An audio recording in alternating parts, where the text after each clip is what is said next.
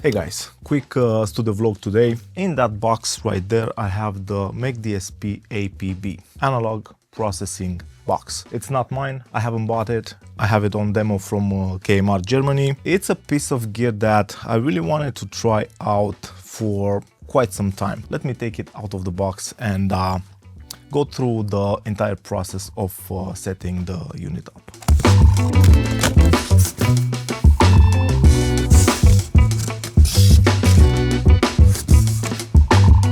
There we have the APB. This is the APB-8, the 8-channel version. They also have the 16-channel version with double the amount of channels. So what's the deal with this box? This box is an analog processing box, like I've said. Inside of the unit we have 8 channels, 8 mono channels, so 4 stereo channels of analog processing that you can control with plugins. I'm a big fan of gear that has recall.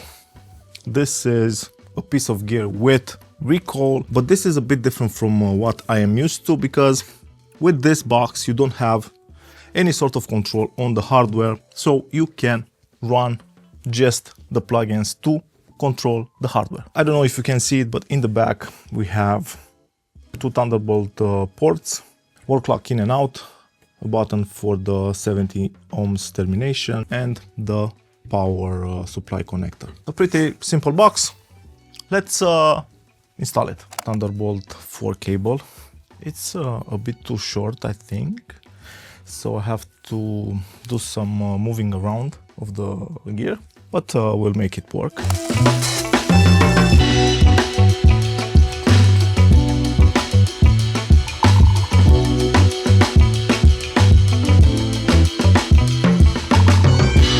I have the unit in the rack. It's time to connect it to the Mac via Thunderbolt. Add the work clock. To make this easier, I will take the work clock that I have inserted into the AD Plus and switch it to the APB. Thunderbolt connected. Now let me take the work clock in. The last step is power supply. We have power. I don't know exactly what the blinking means yet, but we'll find out soon. I have everything set up on the hardware. We have the Thunderbolt, we have the power supply and the work clock. The unit is blinking. What I have to do now is download the drivers. Yep, we have drivers. And we have plugin installers, and we have status app, updater app. Let's download everything from the McDSP website. We're gonna take it from there. Also activating the plugins. Okay, all the plugins activate. Okay, plugins are activated. Let me turn off the APB, install the drivers. You will get that system extension blocked from Apple. I'm gonna allow it. We are good to go.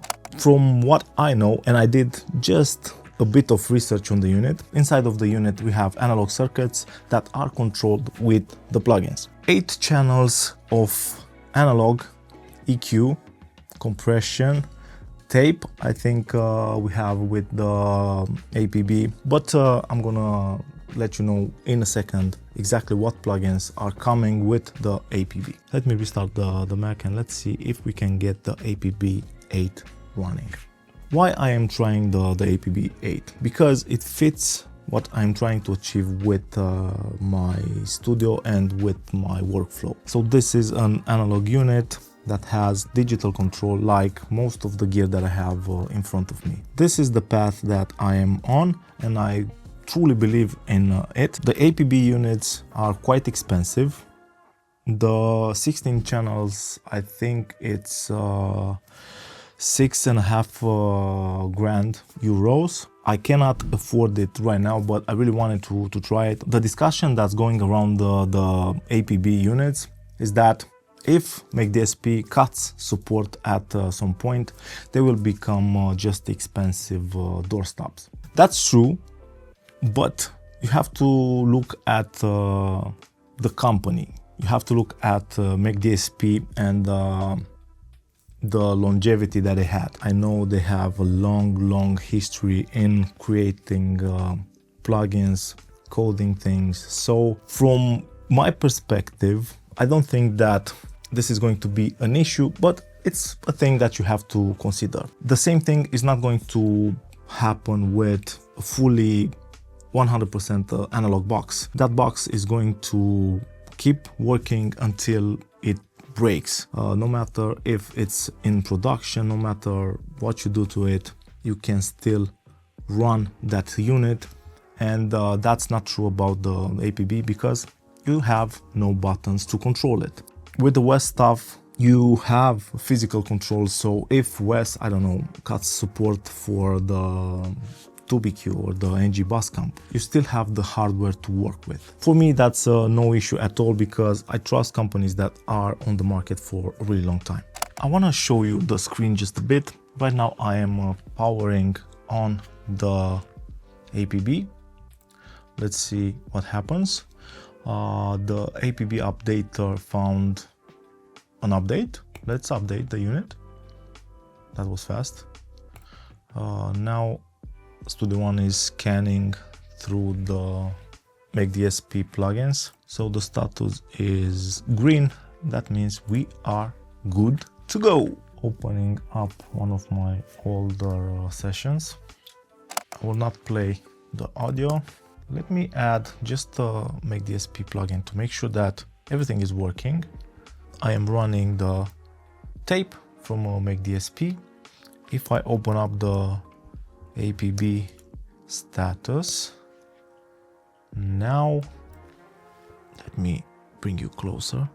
Now with the tape running, you can see that we have 2 from 8 channels in use and the plugin is running. We are over the most important part, so we have the unit running. Right now the unit is not blinking anymore. The status is green. The meters are running. So we have a tape, we have Royal Q, and I think this is an EQ. Okay. Okay, so this can do mid-side too. Next up we have the Royal Mu. This is probably a Vari Mu compressor. I don't know exactly how this works because inside the APB we don't have any tubes. Vari Mus are well known for the tube character. Mu tube, a tube compressor. Mu mixer. A multi-comp. I think this is going to be a multi-band compressor, 3-band compressor, and this 3-band compressor takes 6 out of the 8 channels. We have a limiter, so this is an analog limiter, kinetic drive. This is probably a saturator. Mu tube limiter, chicken head. This is a compressor. Okay, we have another compressor, C18 compressor. This looks like a more of your digital type compressor with all the controls. I don't think the C18 emulates anything. We have Bob, bass optimized bias, okay. And if I'm not mistaken, those are the plugins that come with the APB. So I have the unit working, the plugins are working, everything is as expected, no issues whatsoever. The big question now is, how does the APB sound? I will put it to the test and I will be using the APB for around a month or so until I will make my final review video. Until then, I will do a couple of comparisons. For example, I will try and compare the compressors from the APB to the 500 series compressor that I have. I will also try to compare the tube plugins from the APB with the real tubes units that I have, the Rhea, the Phoenix, and the NG2BQ. So I want to do more things than just a simple review. One last thing that I want to mention is that this has converters in it, so you don't need any converters. You just connect it to your laptop or PC and you are good to go. If we are considering that, then the price of it, which is really high, it's kind of justified. If you are trying to add a mono channel of analog processing plus the conversion AD-DA, then the price is going to be high. Thanks again to KMR Germany for sending me a demo unit to try out. If you want to buy any sort of gear, you can use my discount code 2ProBeats on KMR Germany for 5% off. I've been buying from KMR for a really long time, and it's probably the best experience I've had in terms of customer support. So I highly recommend them for your gear purchase. If you enjoyed the video, don't forget to subscribe. If you want early access to my videos, you can join me on Patreon. Thanks for the support and see you guys really soon. Cheers.